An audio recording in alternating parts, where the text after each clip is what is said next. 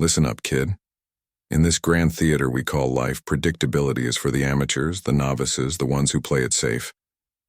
But you, I see more in you. You're not here to tread the beaten path. You're here to blaze a trail. Embracing unpredictability isn't just a choice for you. It's a necessity. The only way to play the game at your level. You think you're smart? Prove it. The real test of intelligence isn't just knowing the answers. It's thriving in the storm of questions, the chaos of the unexpected.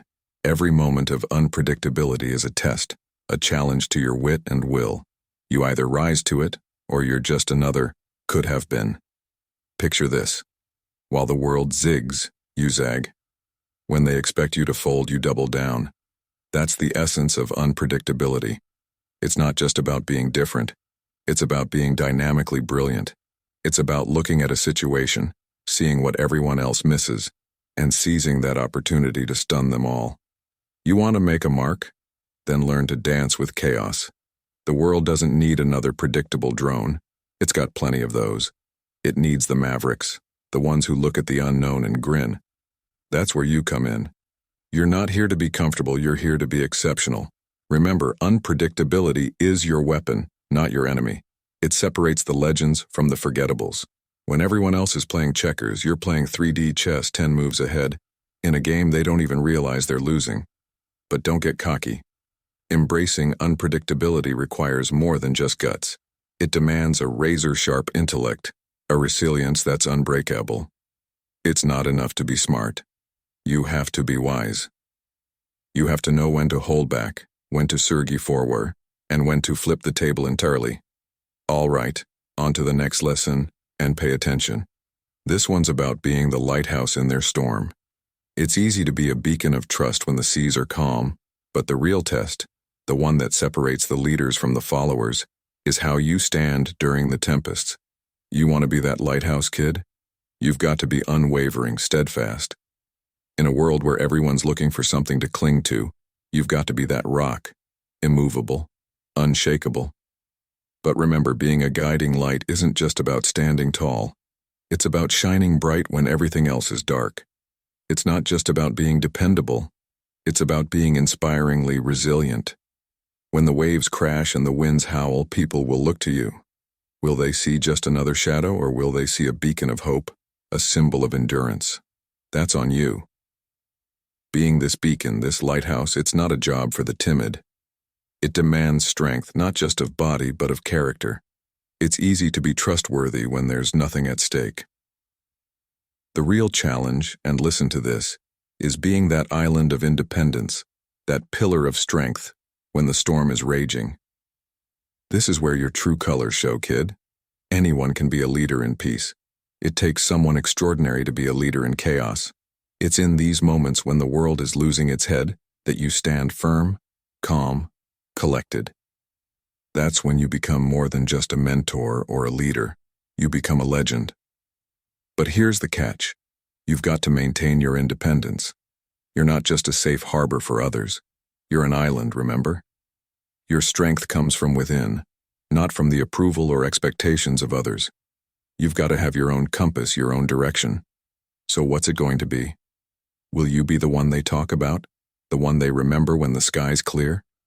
Or will you be just another nameless, faceless soul lost in the storm? The choice is yours. But remember this, in being that lighthouse, that beacon, you don't just guide others. You define yourself. This one's crucial, mastering the art of presence and absence. This isn't just about showing up or hiding away. It's about knowing the exact moment to step into the spotlight and when to vanish into the shadows. You think being constantly visible makes you important? Think again, kid. It's the mystery, the intrigue that makes a person truly memorable. Be like a shadow, elusive yet always present. You're there, and then you're not, leaving them wondering, leaving them wanting more. Understand this. Your absence should be felt as strongly as your presence. When you're not around, they should feel the void, as if something vital is missing. And when you reappear, it should be at a moment so unexpected, so perfectly timed, that it leaves an impact. You're not just another player on the stage. You're the showstopper. But here's the kicker. It's not about playing games. It's about strategic visibility. When you vanish, it's not to diminish your value but to amplify it. You're giving them a chance to miss you, to realize your worth. And when you reappear, you're not just stepping back into the scene, you're making a statement. This dance of presence and absence, it's a fine art and not everyone can master it. It requires intelligence, yes, but also a deep understanding of human nature. You need to read the room, sense the ebb and flow of attention, of interest. It's a skill and art form, honed through experience and acute observation. In your absence, let them whisper your name in anticipation. Let them feel the weight of your absence. And when you reappear, do it with such finesse, such strategic timing, that your presence is like a crescendo in a symphony impossible to ignore. Remember, kid, in this game, it's not just about being seen, it's about being remembered. And sometimes being out of sight isn't about being out of mind. It's about becoming unforgettable. Master this art, and you won't just be another face in the crowd. You'll be the one they can't get out of their heads. Now, pay close attention to this one, because it's where most stumble, finding strength in restraint. In a world addicted to excess and overindulgence, true power lies in controlled, calculated moderation.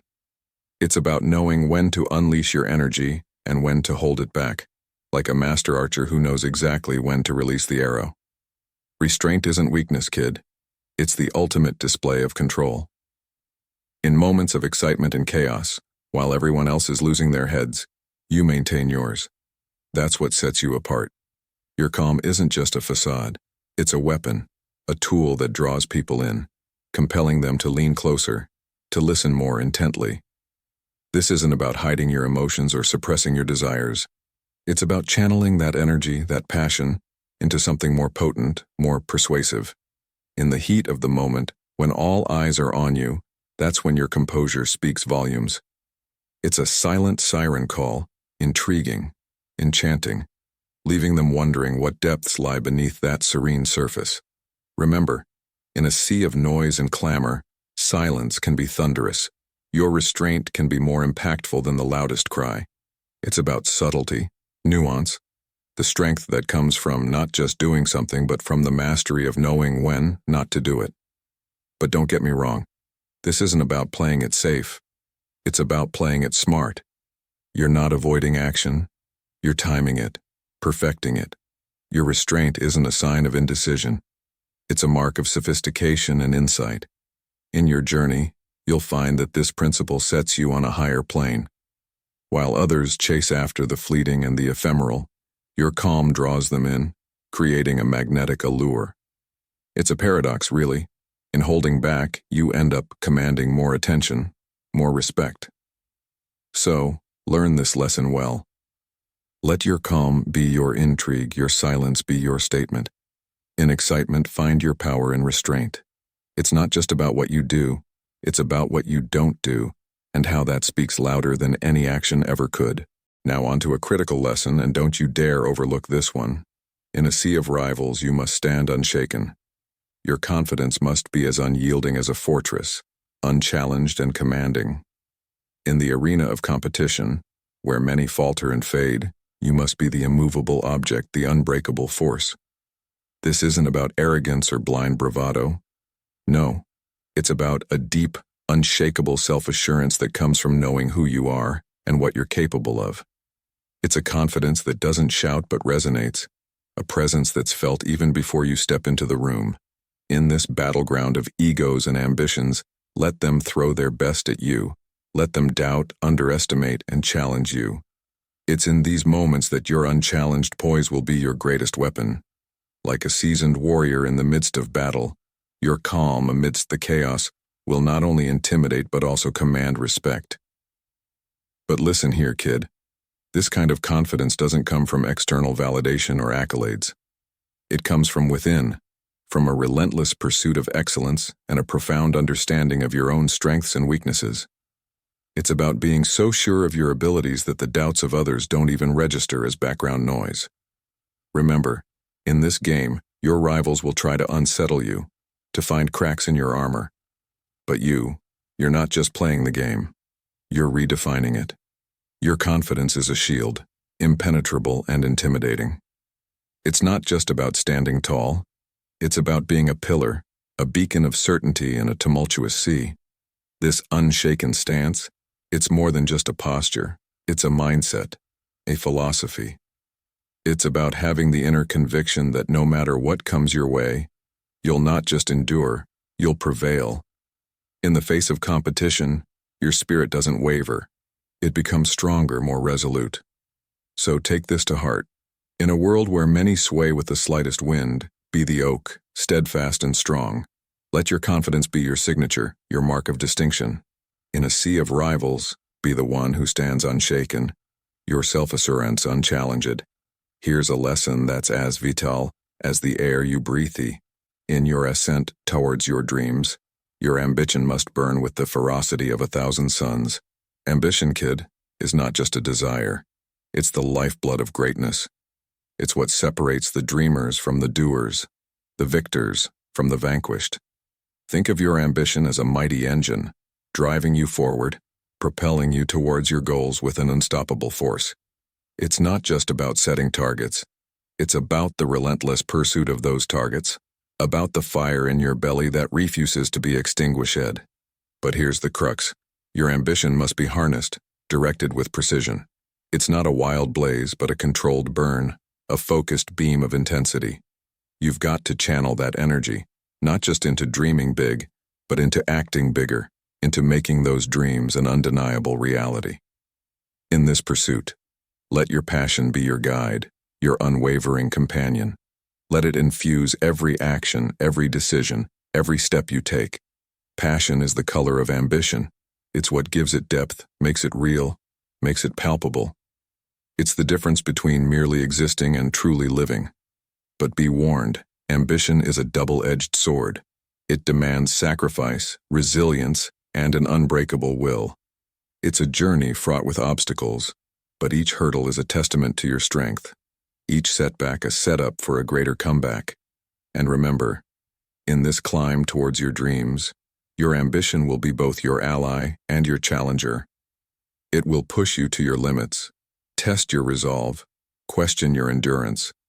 But it's in these moments of trial that you'll discover the true allure of ambition, the allure of transforming the impossible into the possible.